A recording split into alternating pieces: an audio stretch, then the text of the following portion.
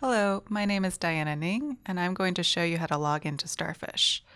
You can see the link to log into Starfish from your My Peers portal.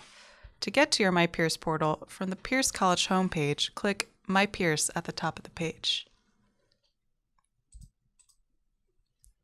Then log into your My Peers portal with your student ID and PIN. On the sidebar, click the tab for Starfish.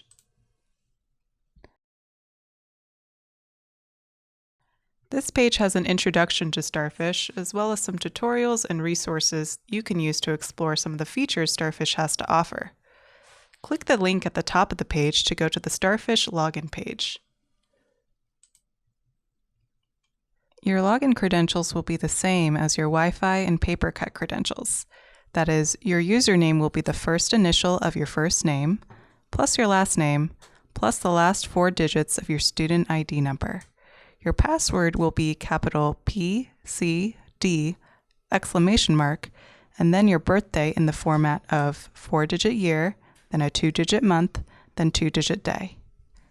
If you have any questions, please contact Starfish team at pierce.ctc.edu or call 253-912-3631.